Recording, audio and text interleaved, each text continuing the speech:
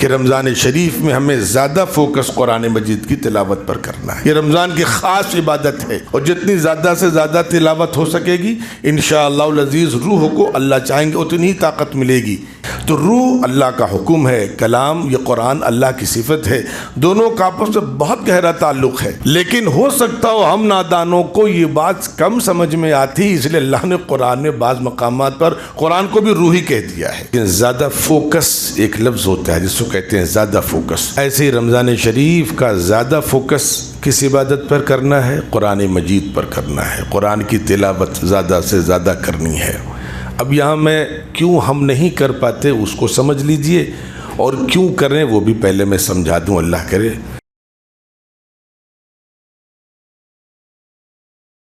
अल्हम्दुलिल्लाहि रब्बिल आलमीन वस्सलातु वस्सलामु अला सय्यिदिल मुरसलीन मुहम्मदिन व आलिहि व सहबिहि अजमाइन व मन तबिअहुम बि इहसानिन इला यौमिद्दीन, अम्मा बाद। अऊज़ु बिल्लाहि मिनश शैतानिर रजीम, बिस्मिल्लाहिर रहमानिर रहीम। या अय्युहल्लज़ीना आमनू कुतिबा अलैकुमुस्सियाम कमा कुतिबा अलल्लज़ीना मिन क़ब्लिकुम लअल्लकुम तत्तक़ून। वक़ाल तबारक व तआला शहरु रमज़ान अल्लज़ी उन्ज़िल फ़ीहिल क़ुरआन हुदल लिन्नास व बय्यिनातिन मिनल हुदा वल फ़ुरक़ान इलल अख़ीर। सदक़ल्लाहुल अज़ीम। रब्बि इश्रह ली सदरी व यस्सिर ली अमरी सुब्हानका ला इल्म लना इल्ला मा अल्लमतना इन्नका अंतल अलीमुल हकीम। सुब्हान रब्बिका रब्बिल इज़्ज़ति अम्मा यसिफून व सलामुन अलल मुरसलीन वल्हम्दुलिल्लाहि रब्बिल आलमीन। काबिल एहतराम बुज़ुर्गों, मेरे अज़ीज़ दोस्तों, अल्लाह करे कि ये रमज़ान शरीफ का बाबरकत महीना हम लोग पूरी तरीक़े से इससे फ़ायदा उठाने वाले बन जाएं। मैं आज कोशिश करूँगा कि थोड़ा सा एकेडमिक अंदाज में भी कुछ बातें अर्ज़ करता चलूँ। सबसे पहली चीज़ ये है कि अल्लाह ने कुरान मजीद की मैंने अभी जो 2 आयतें पढ़ी हैं, इन दोनों आयतों का ताल्लुक़ सूरह बकरा से है और रमज़ान शरीफ इस मामले में बिल्कुल मुनफरिद हैसियत रखता है कि कुरान मजीद में रमज़ान का और रोज़े का दोनों का तज़किरा एक जगह आया है। मज़ीद सारी तफसील अल्लाह ताला ने एक ही जगह जमा कर दी है। बक़िया दीगर अहकामात में अल्लाह ताला ने कुरान मजीद के मुख्तलिफ़ मकामात पर उनका तज़किरा किया है, लेकिन रमज़ान का और रोज़े का तज़किरा अल्लाह ने कुरान मजीद में एक ही जगह एक साथ कर दिया है। सूरह बकरा में आप जब दूसरा पारा खोलेंगे इंशाअल्लाह, तो दूसरे पारे में जब एक हिस्सा उसका 1/4 यानी पहला पाव मुकम्मल होगा, उसके बाद जब पहले पाव के बाद एक रुकू गुज़र जाएगा, फिर जब रुकू आएगा तो वहाँ पर अल्लाह तबारक व तआला ने पहले सिर्फ रोज़े की फ़र्ज़ियत का ज़िक्र किया है और फिर 2 आयतों के बाद रमज़ान की क़द्र व मंजिलत और रमज़ान की फ़जीलत का तज़किरा किया है। वजूहात भी बताई हैं कि रमज़ान क्यों अफजल है। तो पहले तो मैं यहाँ पर रमज़ान शरीफ के हवाले से एक बात मुख्तसरन अर्ज़ कर दूँ और इंशाअल्लाह उसके बाद रमज़ान की जो इफ़ादियत के हवाले से चंद बातें हैं वो आपकी खिदमत में रखूँगा। कुरान मजीद की रोशनी में अगर मैं यूँ कहूँ कि रमज़ान शरीफ की सबसे अहम इबादत क्या है, सबसे अहम इबादत रमज़ान की क्या है? इबादत मुख्तलिफ़ हैं, नमाज पढ़ना, नवाफिल का एहतमाम, तस्बीहात, कुरान मजीद की तिलावत, ये सारी इबादतें हैं। लेकिन रमज़ान के एतबार से जो इबादत सबसे ज़्यादा अफजल है वो तिलावत कुरान है। आप हजरात से पहली गुजारिश मेरी ये है, इसमें तसाहुली ना हो। उसकी शक्ल ये बना लें कि जब आप बावजू हैं और तबीयत में नशात है, सुस्ती नहीं है, वो सारा वक्त कुरान मजीद की तिलावत में लगाइए। अब होता है कभी कभी कि वज़ू टूट गया या 2 पारे की तिलावत की है और 3 पारे की तिलावत की, उसके बाद कुछ सुस्ती सी आ गई, तो उस मौके पर आप तस्बीहात पढ़ लें, लेकिन ज़्यादा हिस्सा कुरान मजीद की तिलावत में दें। और इबादत ना करें ये मैं नहीं कह रहा, लेकिन रमज़ान का हक़ है कि रमज़ान शरीफ में कुरान मजीद की ज़्यादा से ज़्यादा तिलावत की जाए। कोशिश करें रोज़ाना का एक मामूल बनाए 10 पारों का, और 10 पारों का मामूल बनाना बहुत आसान है। अब एक मसला यहाँ पर हमारे उन हज़रात के लिए है जो बेचारे कुरान की तिलावत नहीं कर पाते हैं, वो क्या करें? उनके लिए शरीयत का हुक्म ये है कि वो तिलावत करना सीखें। रमज़ान सीखने का भी महीना है। वो नहीं कि हमने दरूद शरीफ पढ़ ली, हमने पहला कलमा पढ़ लिया, वो ठीक है, वो भी एक इबादत है, इसमें कोई शक नहीं है। लेकिन रमज़ान, जैसे मैंने इससे बहुत पहले बतलाया कि हर मकाम और हर मौके की इबादतें अलग अलग होती हैं। आप हज़रात को गालिबन याद होगा कि शरीयत ये कहती है कि जब आप मदीने मुनव्वरा पहुँच जाएं, मस्जिद नबवी में तशरीफ़ ले जाएं, तो वहाँ की इबादत क्या है? तो उलमा ने लिखा है वहाँ की इबादत है दरूद शरीफ की कसरत। वहाँ कोशिश करें कि रोज़ाना 1000 मरतबे, 2000 मरतबे, 5000 मरतबे दरूद शरीफ पढ़ें। अब आप मक्के मुकर्रमा पहुँच गए, तो वहाँ क्या इबादत करें? वहाँ की सबसे अफजल इबादत है तवाफ़। खाने काबा का ज़्यादा से ज़्यादा तवाफ़, 1 तवाफ़, 2 तवाफ़, 10 तवाफ़, 20 तवाफ़। तवाफ़ करते करते थक गए तो अभी भी तवाफ़ से ही दूसरी इबादत शरीयत ने दे दी कि किसी ऐसे गोशे में बैठ जाएं, जो हज़रात जा चुके हैं उन्हें पता है, वहाँ ऐसे गोशे मैसर हो जाते हैं जहाँ पर आप सुकून से बैठ सकें, आपसे तवाफ़ करने वाले डिस्टर्ब ना हो, तवाफ़ करने वालों से आप डिस्टर्ब ना हो, और वहाँ से खामोशी से खाने काबा का दीदार करें। ये वहाँ की इबादत है। हाँ, उसके बाद आपको मौका मिल रहा है नवाफिल भी पढ़ें, लेकिन ज़्यादा फोकस एक लफ्ज़ होता है जिसको कहते हैं ज़्यादा फोकस। ऐसे ही रमज़ान शरीफ का ज़्यादा फोकस किस इबादत पर करना है? कुरान मजीद पर करना है। कुरान की तिलावत ज़्यादा से ज़्यादा करनी है। अब यहाँ मैं क्यों हम नहीं कर पाते उसको समझ लीजिए, और क्यों करें वो भी पहले मैं समझा दूँ। अल्लाह करे आप दुआ करें कि रमज़ान के हवाले से वो बातें अल्लाह कहलवा दे कि जिसके ज़रिए से हम रमज़ान से पूरा फ़ायदा उठाने वाले बन जाएं। अब यहाँ पर जो लोग तिलावत नहीं कर पाते हैं, किसी भी उम्र के हों, उनके लिए फ़र्ज़ के दर्जे में है। 80 साल के हैं तो 80 साल की उम्र में उनके लिए फ़र्ज़ के दर्जे में है कि कुरान की तिलावत सीखें, बग़ैर किसी शर्म के, बग़ैर किसी झिझक के। एक उस्ताद लगाएं, एक मौलाना को तलाश करें, किसी कारी साहब को तलाश करें, और रमज़ान में ये मामूल बनाएं। जो लोग ज़ईफ़ हो गए हैं बहुत ज़्यादा, उनका मैं आपको अमल बता दूं। जवानी में ज़ुबान तेज़ चलती है, बुढ़ापे में ज़ुबान आहिस्ता चलती है, सूखने लगती है। तो मैंने बुजुर्गान दीन को देखा ये है, अल्लाह वालों की खिदमत में हाज़िरी के बाद, कि जितनी देर उनसे तिलावत हुई, ख़ुद तिलावत की, और उसके बाद उनके शागिर्दों की बारी लगी है। उन्हें पता है कि ज़ोहर बाद हम 2 पारे कर लेते हैं, फिर हम तिलावत नहीं कर पाते, ज़ुबान सूखने लगती है, ज़ुबान तेज़ नहीं चलती है, तो खामोशी से बैठ जाते हैं। और एक शागिर्द आता है, वो 2 पारे पढ़ता है, वो सिर्फ सुनते रहते हैं। तो रमज़ान शरीफ सिर्फ कुरान का महीना है, इसकी ख़ास इबादत कुरान शरीफ है। जो पढ़ सकते हैं वो ज़्यादा से ज़्यादा पढ़ें, जिन्होंने नहीं पढ़ा है वो पढ़ना सीखें। और तीसरी इबादत है कि दोनों लोग भर के जब वक्त मिले तो कुरान मजीद सुने, पढ़ना भी है, सुनना भी है। बाकी और चीज़ें आगे इंशाअल्लाह अज़ीज़ हैं वो हम करेंगे। ऐसा क्यों है उसको ज़रा समझ लें। असल में जब तक फ़लसफ़ा समझ में नहीं आएगा तब तक बात समझ में नहीं आएगी अल्लाह ने रमज़ान क्यों दिया है, रमज़ान के रोज़े क्यों दिए हैं। दरअसल मैं एक बात आपसे पूछूं, उससे बात इंशाअल्लाह समझ में आएगी। कभी कभी आपका यानी हर मुसलमान का कभी कभी ऐसा होता है कि इबादत करने का बड़ा मन करता है, कुरान की तिलावत का मन करता है, दुआ मांगने का मन करता है, अपने आप रोना आता है, आंसू अपने आप आ जाते हैं। और कभी कभी ला कोशिश करो मन ही नहीं करता, नमाज भारी महसूस होती है, कुरान देखने का मन नहीं करता, महीनों हो जाते दुआ ही ठीक से नहीं मांगते।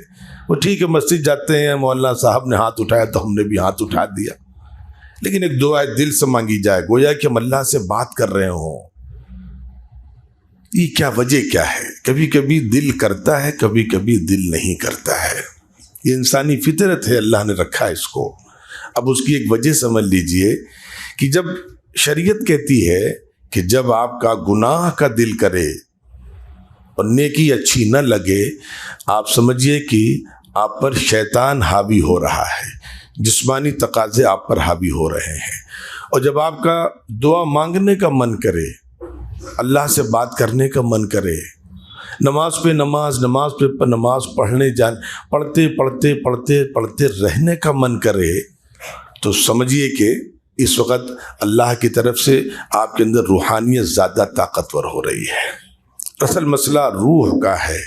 रूह ताकतवर होती है तो इबादत में दिल लगता है, और रूह कमज़ोर होती है तो इबादत बोझ महसूस हो जाती है। इसीलिए बुज़ुर्गों ने कहा है कि इबादत को कोशिश करो, इतना करो कि वह आदत बन जाए। इबादत बोझ न हो, इबादत मुसीबत न हो, इबादत आदत बन जाए कि बग़ैर उसके सुकून ना मिले। इसीलिए एक और आ जाइए, मैं अब ज़रा इबादत से हट करके ये कुछ मिसालें पहले दे दूं ताकि बात समझ में आए कि ये कुरान पर फोकस क्यों करना है। जो लोग, अब मैं दो इसमें कैटेगरीज होंगी, जो लोग रोज़ाना पाबंदी से कुरान की तिलावत करते हैं, कितनी भी करते हो, एक मामूल बना लेते हैं बहुत से लोग कि हमें रोज़ाना 2 पारे पढ़ने हैं, 1 पारा पढ़ना है। बहरकैफ जो भी मामूल बना लिया जिसने रोज़ाना का, आप उससे एक दिन मिलिए जा कर के और उससे पूछिए कि अगर किसी दिन किसी वजह से आप कुरान की तिलावत नहीं कर पाते हैं तो कैसा महसूस होता है। वो खुद बताएगा वो दिन बड़ा बेनूर होता है, बड़ी उलझन होती है उस दिन, जिस दिन कुरान की तिलावत किसी वजह से नहीं कर पाता हूँ। तो पता चला कि जिस दिन कुरान की तिलावत हो जाती है वो दिन बड़ा अच्छा गुजरता है, बड़ा सुकून रहता है, रूहानियत से महसूस होती है। अगर ये बात मेरी समझ में आ गई हो, अब उसमें दूसरी कैटेगरी हम लोगों की जो कुरान पढ़ते ही नहीं कभी। अब यहाँ पर बीच में एक बात समझ लें, कुरान की तिलावत अल्लाह की ख़ास तौफीक है, और कुरान की तिलावत न करना गुनाह अजीम है। हमारे लिए 2 पारे भारी हैं, 3 पारे भारी हैं। मैं भी आपको तरतीब बताऊंगा इंशाअल्लाह कि बुजुर्गान दीन के यहाँ उनके घर की ख़वातीन रोज़ाना 10 पारे 15 पारे कैसे पढ़ लेती हैं। वो हम 5 पारे नहीं पढ़ पाते, 3 पारे नहीं पढ़ पाते। ये अल्लाह की ख़ास तौफीक का मामला है मेरे अज़ीज़ों। मैंने बम्बई में, दिल्ली में, मद्रास में और अपने बाज़ मुतालिकीन में, कानपुर में बाज़ पैसे वालों को देखा, बेपनाह दौलत और दीन के राह में बेपनाह पैसा खर्च करते हैं, लेकिन रमज़ान शरीफ में उम्रा करने चले जाते हैं। सैकड़ों मस्जिदें बनवाते, रमज़ान वहाँ गुजारते अल्लाह के घर में, और कहते हैं 11 महीने दुनिया कमाई, अब 1 महीने आखिरत कमाए जा करके। मोबाइल शोबाइल सब ऑफिस में स्टाफ को दे करके, सारा काम समझा करके, वहाँ का नंबर अलग ले लिया, घर वालों को दे दिया, वो सारी जहमत यहीं डाल करके कि नहीं रमज़ान सिर्फ इबादत के लिए है, सिर्फ अल्लाह से मांगने के लिए है। हरम शरीफ में, मस्जिद नबवी में रमज़ान हर साल गुजारते हैं, और कहते हैं कि मौलाना यहाँ पर रमज़ान नहीं गुजर पाता, ये फाइल चली आ रही है, वो नोटिस चली आ रही है, ये मसला चला रहा है, वो ऑर्डर चला रहा है, दिमाग बढ़ जाता है। इसलिए हम चाहते हैं कि नहीं, यकसूई के साथ हम रमज़ान शरीफ गुजारें। और मैंने आप हज़रात से बारहा कहा, फिर दोबारा गुजारिश कर रहा हूँ, अगर आपको अल्लाह बरके कोशिश करें, इस साल आप हमारे बुज़ुर्गों की जो दहलीज़ें हैं वहाँ पर जाइए, बुज़ुर्गों के दयार जाइए, वहाँ देखिए रमज़ान कैसे गुजरता है। सुबह से शाम तक एक रूटीन बना है, इस वक्त ये करना है, इस वक्त ये करना है। अब मैं आपको बतला दूँ, आपने हो सकता हो बुज़ुर्गों को सुना हो, सहाबा के बारे में सुना हो कि वो रमज़ान शरीफ में इतने कुरान की तिलावत करते थे। मैं इस वक्त यानी आज की तारीख़ में लखनऊ में ऐसे दो लोगों को मैं जानता हूँ, ऐसे दो लोगों को मैं जानता हूँ जो रमज़ान शरीफ में रोज़ाना एक पूरा कुरान पढ़ते हैं।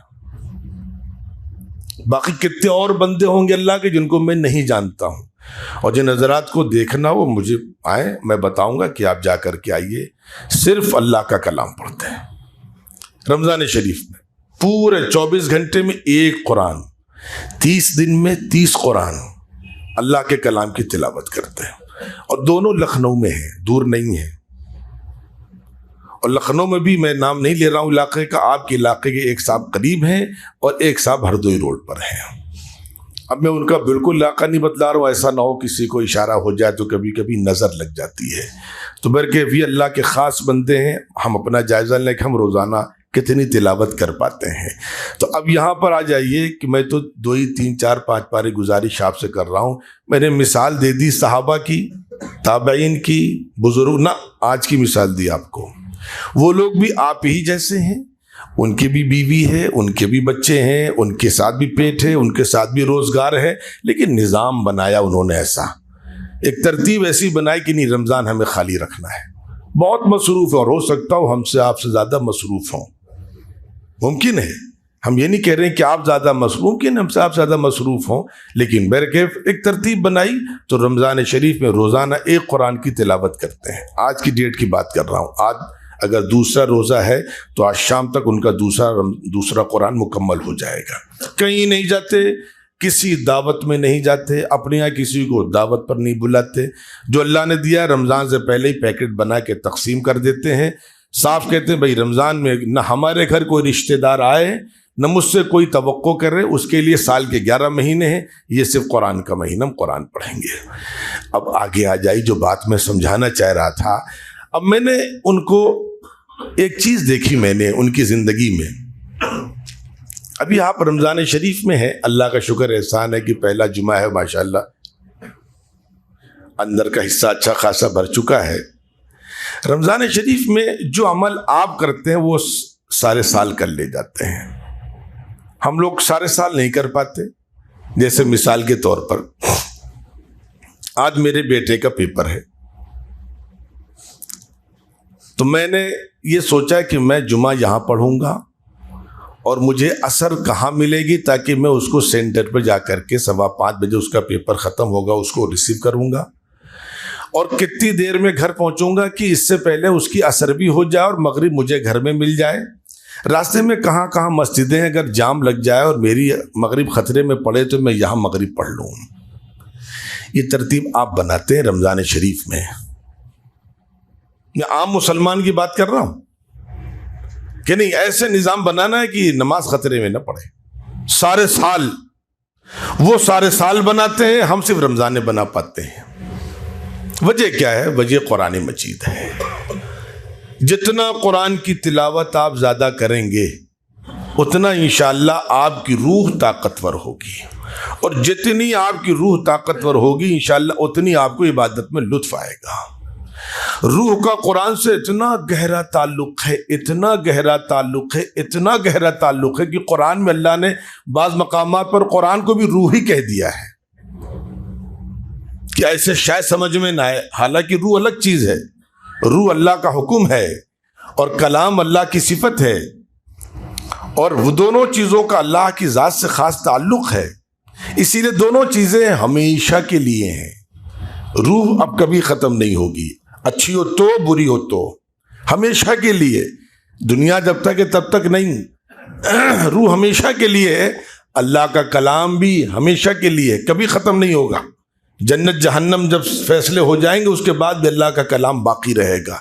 तो रूह अल्लाह का हुक्म है, कलाम ये कुरान अल्लाह की सिफत है, दोनों का आपस में बहुत गहरा ताल्लुक़ है। लेकिन हो सकता हो हम नादानों को ये बात कम समझ में आती, इसलिए अल्लाह ने कुरान में बाज़ मकामात पर कुरान को भी रूही कह दिया है। इसलिए मेरे अज़ीज़ों, मेरी गुजारिश आप हजरात से ये है कि अगर हम ये चाहते हैं कि रमज़ान शरीफ के बाद भी हमें इबादत में लुत्फ़ आए, तो उसके लिए रूह को ताकतवर करना पड़ेगा।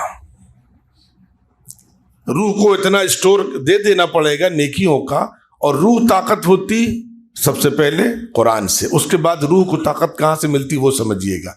इसीलिए कुरान मजीद का मामला अल्लाह ने रमज़ान में ऐसा रखा है कि रात को तरावी अल्लाह ने रख दी, और तरावी में कुरान सुनना है, सुनाना है। सुनने का भी सवाब है, सुनाने का ज़्यादा सवाब है। लेकिन आप ज़रा सा आगे आइए कि हमारे यहाँ निज़ाम जो है बड़ा बेतरतीब है। मैं थोड़ी सी अगर गुजारिश करूं, और मैंने बाज़ बुज़ुर्गों से पूछा कि आपका रमज़ान क्यों इतना अच्छा गुजरता है और क्यों ऐसी तिलावत हो जाती है। अब आप देखिए ज़रा सा, हम अपना जायज़ा ले लें। असर से ले कर के इशा तक का वक्त बेइंतहा कीमती वक्त है, लेकिन हम लोगों का वो वक्त ज़ाया हो जाता है। ख़वातीन का अफ्तार की तैयारी में चला जाता है, और फिर हम अफ्तार इतनी ज़्यादा कर लेते हैं कि अफ्तार के बाद जिस्म हमारा इतना सुस्त हो जाता है कि उसको 1 घंटे हमें आराम देना पड़ता है। मैंने बुज़ुर्गों को देखा कि मगरिब के बाद भी अवाबीन में खड़े हैं, फिर कुरान की तिलावत हो रही, सुस्त नहीं होते। तो उन लोगों ने कहा एक काम करो, लेकिन मैं इसलिए बतला रहा हूँ आपको कि बरके उसमें अल्लाह करे कि कोई गलत पैगाम ना चला जाए। मैंने आपको रोज़े के दुनियावी फ़ायदे इसीलिए नहीं बताए कि डाइटिंग का महीना है, वेट लॉस का महीना है, कोलेस्ट्रॉल कम करना, अरे वो बात की चीज़ें हैं, वो तो कम हो ही जाती हैं। ना कुरान ने बताया, ना हदीस ने बताया, वो बाद में साइंसदानों ने, कुछ डॉक्टरों ने, कुछ मेडिकल की टीम ने रिसर्च करके चीज़ें पेश की। अब सही हो गलत हो मुझे उससे मतलब नहीं है, ना वो मैं उसका बैकग्राउंड में है कि मैं वो चीज़ें जिक्र करूँ आपके सामने, वो आप जानिए उसको। इस वजह से अल्लाह ने कुरान, और इस वजह से अल्लाह ने रमज़ान नहीं दिया हमको। अल्लाह ने जिस वजह से रमज़ान दिया मैं आपके सामने रख रहा हूँ। तो उन्होंने बतलाया कि हमारे घर में जब मैं पढ़ता था कि हमारे बुज़ुर्गों की, हमारे असातिज़ा की ख़वातीन 15 पारे 20 पारे रोज़ पढ़ती हैं रोज़ाना। तो उन्होंने वजह बताई कि वजह यह है कि अफ्तार में आपके यहाँ जितना वक्त अफ्तार की तैयारी में लगता है, हमारे यहाँ मुश्किल से 5 मिनट लगते हैं अफ्तार की तैयारी में। और उन्होंने कहा कि हम लोग रमज़ान शरीफ में अफ्तार में कोशिश करते हैं कि खुदा ने जो चीज़ें जिस हालत में दी हैं उसी हालत में इस्तेमाल कर ली जाएं, बस उसमें इंसानी मेहनत को बहुत ज़्यादा दखल न दिया जाए। मैंने कहा मैं आपकी बात समझा नहीं। उन्होंने कहा अफ्तार में हमारे यहाँ खजूर होती है, अफ्तार में हमारे यहाँ फल होते हैं। फल बनाने में कितनी देर लगती है? फल बनाए भी जाते हैं क्या? फल पकाए भी जाते हैं क्या? आपको अल्लाह ने जो तौफीक दी, आपने दस्तरखान पर रखा, केला उसी वक्त छील लिया, सेब उसी वक्त काटा, ज़्यादा है तो 10 मिनट पहले ख़वातीन लग गई कि उसका फ्रूट चाट बना लिया। और कहने बाकी है कि दाल या कुछ ऐसा चना सुबह भिगो दिया जाता है, और शाम को उसको बगैर पकाए हुए थोड़ा थोड़ा वो भी ले लिया जाता है। ये हमारे घर की अफ्तार होती है। हम पकाने में वक्त ज़ाया नहीं करते कि ये पकौड़ा पकेगा, फिर वो मटर है, फिर वो पापड़ है, फिर वो फुल्कियाँ हैं, फिर वो बिरयानी है। कोई फ़ायदा नहीं उसमें, इतना कीमती वक्त हमारा ज़ाया हो जाता है अफ्तार की तैयारी में। और कहने मौलाना इसका दूसरा फ़ायदा ये होता है, आप कभी करके देखिएगा अपने घर में, कि अगर आप रमज़ान शरीफ में अफ्तार में, ये खुदा की बनाई हुई चीज़ें हैं, इसमें इंसानी कोशिश का दखल नहीं है। अगर ये चीज़ें अफ्तार में आप लेंगे और हल्की अफ्तार करेंगे, पेट भर करके नहीं करेंगे, तो इंशाअल्लाह जो लोग अफ्तार ज़्यादा कर लेते हैं और 1 घंटा उनका जिस्म दोबारा ताकत और तवानाई हासिल करने में बर्बाद कर देता है, इंशाअल्लाह उनको 1 मिनट भी ज़ाया नहीं करना होगा। अफ्तार के बाद भी उनका जिस्म वैसे ही तवाना और ताकतवर रहेगा, और अफ्तार के बाद हम आराम करेंगे, वो इबादत करेंगे। तो इस तरीके से असर और इशा के बीच में उन्होंने बताया हमारे घर की ख़वातीन 5 पारे 6 पारे पढ़ लेती हैं। हम कभी सोचते ही नहीं कि असर और इशा, असर के बाद मगरिब अफ्तार खाने में, मगरिब के बाद इशा तक अफ्तार को पचाने में जो वक्त हम ज़ाया करते हैं, वो अल्लाह की बंदियां वो वक्त इबादत में गुजार लेती हैं। इसलिए मेरे अजीज़ों, बैर के एक तरतीब बनानी, जैसे भी हम बना सकें। कि रमज़ान शरीफ में हमें ज़्यादा फोकस कुरान मजीद की तिलावत पर करना है। ये रमज़ान की ख़ास इबादत है और जितनी ज़्यादा से ज़्यादा तिलावत हो सकेगी इंशाअल्लाह अज़ीज़ रूह को अल्लाह चाहेंगे उतनी ताकत मिलेगी। इसीलिए याद रखिएगा, पहला काम रूह को ताकतवर बनाना है। अब मैं जल्दी से आपसे एक दो सवाल कर लूँ, उसके बाद अल्लाह करे बात समझ में आ जाएगी। आज भी सारी दुनिया को छोड़ दीजिए, हिंदुस्तान को ले लीजिए अपने सामने, और हिंदुस्तान में मुसलमानों की जो सूरत हाल है वो भी आपके जहनों में है। हर एतबार से मुसलमान गया गुजरा है, दुनियावी एतबार से भी, दीनी एतबार से भी। इन सब के बावजूद अभी भी मुसलमान इस मुल्क की सबसे अच्छी कौम है बहैसियत मजमूई। शराब बहुत मुसलमान पी रहा है, लेकिन रेशियो में तमाम बिरादरियों से, तमाम कौमों से कम है। रिश्वत बहुत मुसलमान ले रहा है, लेकिन अभी भी रिश्वत न लेने वाले मुसलमान सबसे ज्यादा मिलेंगे। ऐसे दीवाने मिलेंगे आपको जो बैंक का इंटरेस्ट नहीं लेते, लोग यकीन नहीं करेंगे। और छोटा मोटा इंटरेस्ट नहीं, हम लोग को तो इंटरेस्ट ही नहीं मिलता, हमारे बैंक में पैसा ही नहीं। लाखों रुपए इंटरेस्ट के आते हैं और गरीबों को दे देते हैं, अपने ऊपर 1 रुपया नहीं खर्च करते। ऐसे दीवाने मिलेंगे आपको। और मजहबी एतबार से अगरचे मुसलमानों का बहुत ज़वाल है, लेकिन उसके बावजूद सबसे ज्यादा मजहबी कौम मुसलमानों की है, सबसे ज्यादा। ये जो सबसे ज्यादा नेकियां मुसलमानों में पाई जाती हैं, ये रमजान की बरकत है। रमजान की बरकत ये है कि हम उस तरीके से रमजान नहीं गुजारते, फिर भी टूटा फूटा सही रूह भर के कुछ न कुछ तो ताज़ा हो ही जाती है, कुछ न कुछ तो रूह को ताकत मिल ही जाती है। इसीलिए याद रखिएगा। अब रमजान का जल्दी से दूसरा फायदा बता दूं आपको कि आप देखिए, पैसे वालों के पास भी वो सुकून नहीं है। पैसे वालों के पास भी, अरबपति खरबपति, बड़े बड़े ओहदे, IAS PCS अफसरान, मिनिस्टर, उनके पास भी वो सुकून नहीं है जो सुकून मुसलमानों के पास गुर्बत में है। और उस सुकून की सबसे बड़ी दलील ये है कि खुदकुशी करने वालों मुसलमानों का नाम ही नहीं आता, कैसे भी हालात आ जाएं। क्यों? उनकी रूह मजबूत है कि नहीं, अल्लाह करने वाला है, सब अल्लाह निपटाने वाला है, अल्लाह मुसीबतों को दूर करने वाला है।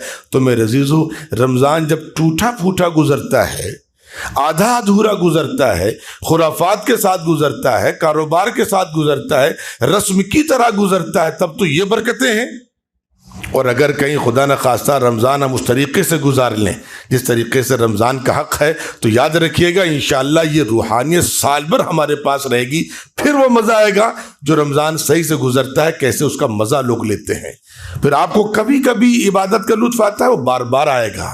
आपको कभी कभी दुआ मांगने में मज़ा आता है, वो बार बार आएगा। इसीलिए एक नौकर एक मालिक का वाक़या है। कहीं जाना था तो नौकर ने मालिक से कहा, मैं नमाज पढ़ लूँ फिर चलता हूँ। मालिक ने कहा, जल्दी पढ़ के आओ, बाहर खड़ा हूं।